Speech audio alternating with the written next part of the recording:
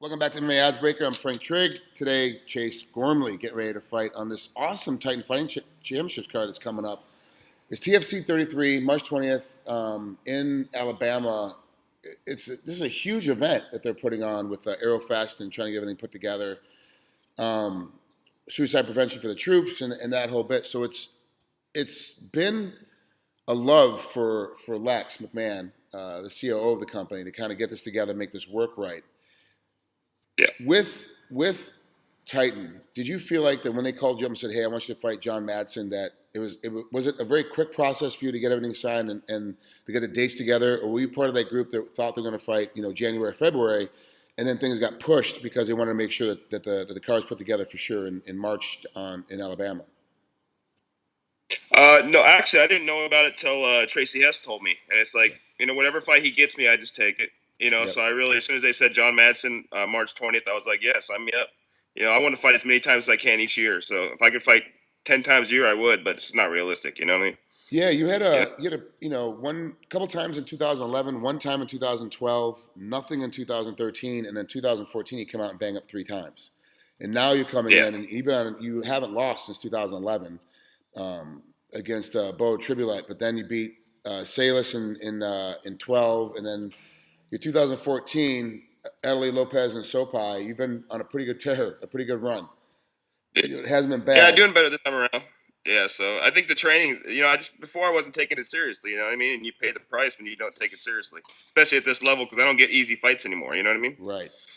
So, Tony Lopez was a good fight, and then I think that last fight with Del Sope really, because he was a big up-and-comer, had a lot of power. So, just showed where I'm progressing every fight, So this fight, it's another good opportunity to see where I'm at as far as if I'm ready to go back to the UFC or if I'm ready to, make some other changes too, So we'll see what happens. You kind of made the right choice with obviously before the Dale Soapy fight was in RFA, and then this fight's in Titan and TFC. So those are there's one other legacy is like the 3 kind of that the UFC as far as America goes are the feeder programs to get into the UFC. Is that part of the process? Like you said, whatever Tracy Hess gives you, you take.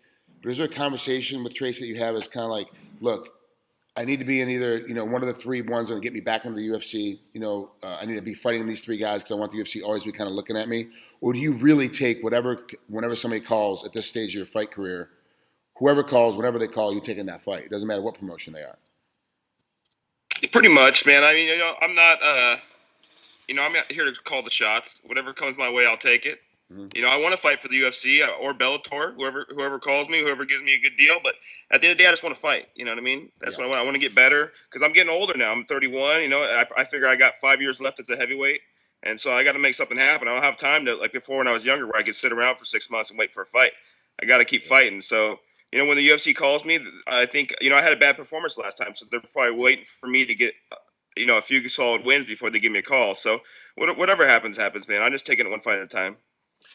So let's talk about your next opponent. Let's talk about Jon. How do you see this fight, coming out? Is this going to be a typical heavyweight fight where both guys are standing in the center and hope to knock each other out, and then one of you is going to be exhausted if it gets to the 3rd round, and then the other guy's going to win because he's in better shape come the 3rd round or expended less energy in the first 2 rounds? Or is this going to be a different kind of heavyweight fight that we've seen in the past? I think for me, because, I train with Emmanuel, and we just have a different mindset about how to fight. I like to stay on the outside. I like to play it smart. I don't like to put myself in any bad situations unless I have no other choice. And I think he's a guy that could put me in some bad situations, so that's something I got to worry about. He's very aggressive, good shots. He throws big haymakers. Yeah. So, he's a tough guy. It's not going to be an easy fight for me, but I think if I can drag him to the later rounds, I can drown him.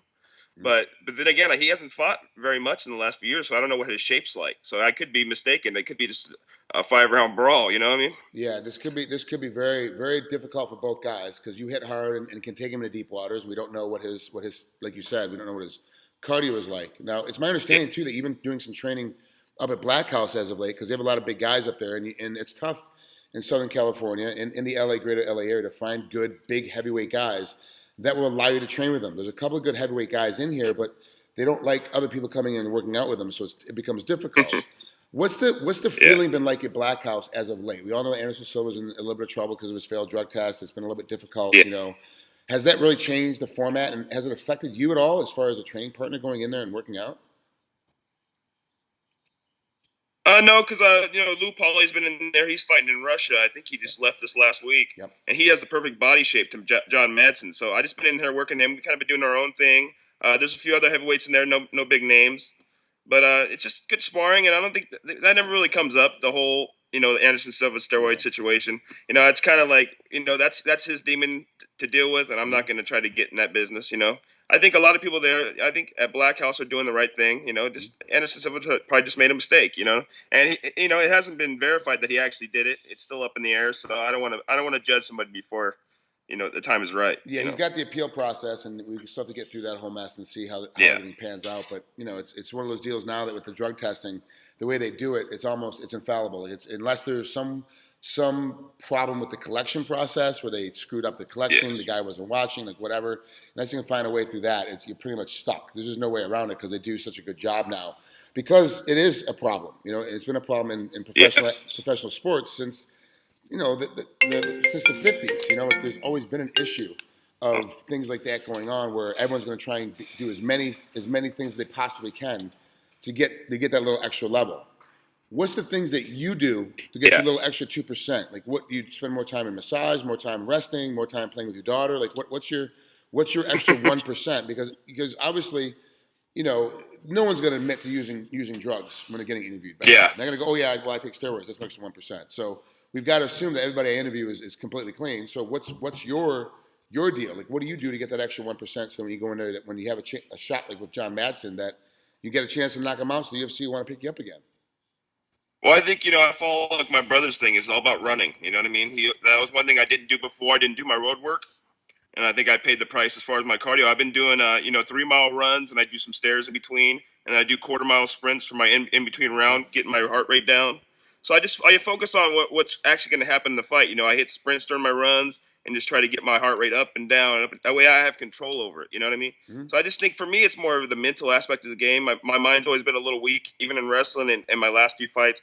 So as long as I keep my mind strong, I think, I can beat anybody out there. I just have to be mentally strong and go in there and impose my will, How's it been finding partners that can match you wrestling-wise? I mean, talk about guys that have the same body type as Jon Madsen, but there is a portion of you that still needs to get in there and grab a guy and throw him around and shoot doubles and shoot singles and drive a guy into a wall. And there's still a party that needs to be able to do that, but you have to find somebody that's got a good enough technique, because a guy can be big, but if he doesn't have the right technique, when you hit him with a hard double, you'll break him in half just drilling because they don't know what's happening. Do you find partners you can actually work with in the wrestling game? Yeah, like I said before, Lou's a great wrestler. Okay. I think he wrestled out in the Midwest somewhere I think he was Division II or Division I. And man, me and him go back and forth because he's nice and short. He's like 5'11", and he's stocky, so he blast doubles me all the time, man. But it's good though because it makes me work on my defense. So for him, he's a great mirror image of the guy I'm fighting. So as far as my takedown defense is getting better, he's keeping me on my toes so I don't stand too straight up when I'm boxing. I always have to keep my level a little bit low and use my angles. So I have great training partners right now. I can't complain. A lot of heavyweights don't have the advantages I do right now. So I have no excuses. I should be able to win this fight. It's got to go in there and do it, man. Have you gotten to the point now where the money's good enough for you just to be worrying about being a pro fighter, and that's all you have to do is just train to be a pro fighter, or do you still have to work on the outside to make sure that all the bills get paid every month? Yeah, I got to work, man. I do side jobs. I do construction jobs. I work in American Junkie down in Hermosa. Mm-hmm. It's like I'm just like everybody else. I just train in between. Yeah, because we're not making that kind of money right now. It's the top 5% still make all the money, and everybody else is still trying to struggle. But I think hopefully soon that it'll change for everybody that's still competing in the sport. That everyone will start making at least enough to earn a decent enough wage where you're able to provide for your family while you're training. You might be in the low end of a decent wage, but at least you'll still be able to provide for it. And we're hoping that we get to that stage here pretty quick, because there are a lot of great fighters that if they could just concentrate on being professional fighters and only having to worry about doing that the fights as a whole would be so much better. The promotions would be better. It's just the money's not there yet. We just have to get to that space. Recently, they just announced the $250 million package that's going to happen for Mayweather and Pacquiao. When you saw that fight got put together and you saw the numbers that got put together, did it kind of make you sick to your stomach a little bit going, I don't even make 100 millionth of that. Like I can't even remotely hang in that game. And really, to be honest, MMA fighters have a lot more damage they can take. a lot more damage that can happen, even though the refs are better and the rules are different. So like when a flash knockout, the fight's done. There's a lot of quick stoppage when it comes to that, but there's a lot more damage that can happen to an MMA guy because of the submission game and how things progress. Does it frustrate you a little bit seeing money like that still going to boxing? You know what? I don't, because it's a dog eat dog sport, man. You got to be the best to make the money. I understand that, and it's like, I'm not in this to be rich either. I do it because I wrestled all my life. You know what I'm talking about, and I'd love to compete. That's why I do it. I don't do it for the money. I mean, I never figure I'm going to be rich. If I get rich doing it, that's great. But what they make is that's none of my business, man. You know what I mean? I just fight and enjoy myself. And this time around, that's what I'm doing. Before when I fought, I didn't enjoy myself. This time around, I'm enjoying myself, and so the money's not really an issue. As long as I keep winning, it will come. So I just take it one fight at a time. And what they make.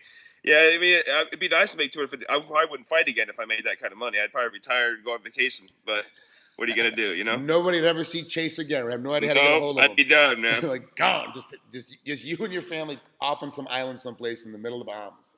Just off. Yeah, I get it. It'd be awesome, man.